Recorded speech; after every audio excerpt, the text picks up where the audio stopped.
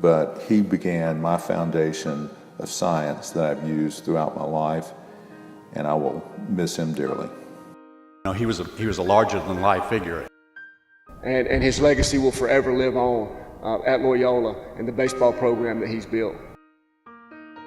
And I just grabbed on to Coach Cicero, and he was like my father.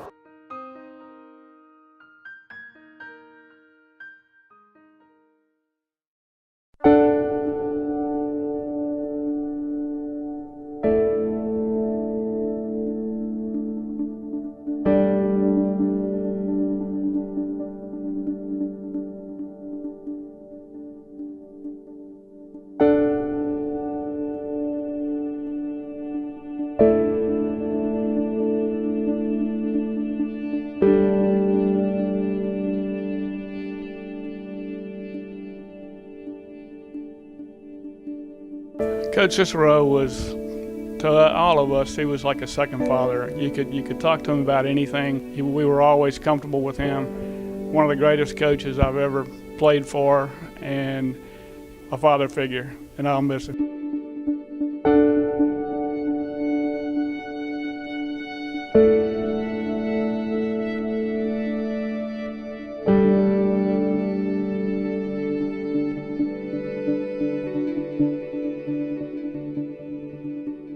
To me personally, from being a teacher and a coach that I respected, that I knew, who had coached my dad and had taught my brothers, to being a colleague, he was a fountain of information, and of information that was useful not only in the classroom but on the playing field, but also in life. And I think the lessons I learned from him have helped me be who I became today. And I'm the principal at Loyola, which I love to do, and the fact that I got to share time with him as a colleague and also as a student is a wonderful, wonderful memory.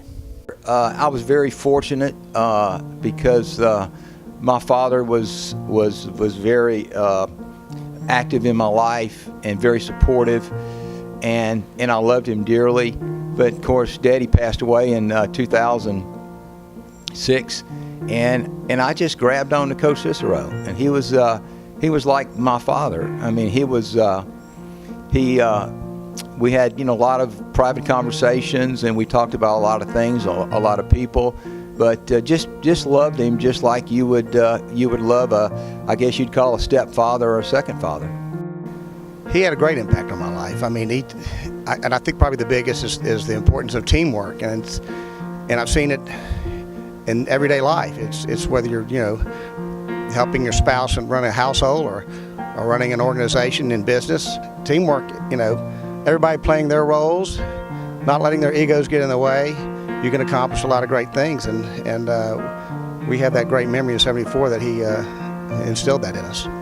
I can honestly say my dad died a long time ago. In the last 25 years, he's been like a second father to me. The way he lived his life, he set a very good example for anybody. My daughter played softball here for 4 years. He went to every home softball game. When he would talk to people, he just set a wonderful example, the way he lived his life religiously and at the house and with his kids. We were all very fortunate to have a lot of talent on that ball club, of which Coach developed significantly, and we were able to win the state baseball title at that particular year. And the joy that I remember Coach Cicero on that winning game with all the guys that he had brought up, and he had coached, he had also educated. Great memory for all of us, and a lot of it was because it was almost a reward for him for all of the work that he had put into bringing this team together.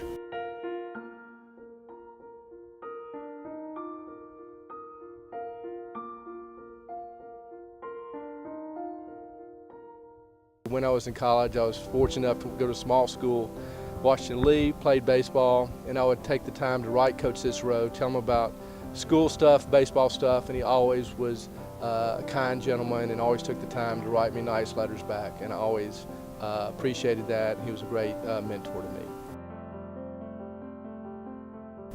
Every time I go up to the plate meeting and I'm going over the ground rules, one of the things I have to say is when we reach the scoreboard is I have to say a ball has to clear the Frank Cicero sign in the outfield. And a lot of times the teams or the coaches, they'll ask, who was Frank Cicero? And I answer it very simply. I say, he is Loyola baseball. I mean, his legacy will forever be remembered there. I believe that, people have an influence and an impact on somebody's life. And his impact on baseball, his footprint that he's left, will forever be remembered, and his legacy will forever live on at Loyola and the baseball program that he's built.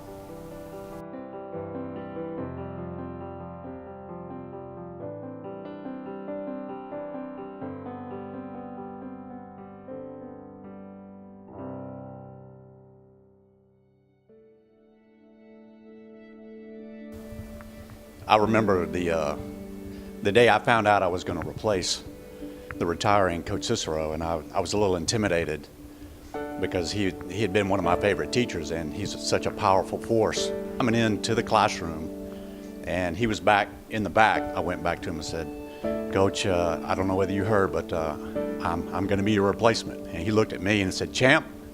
But he called me champ. He said, "I'm happy. I'm happy you're taking my place." It was one of the best days of my professional career because he accepted me, and I was honored.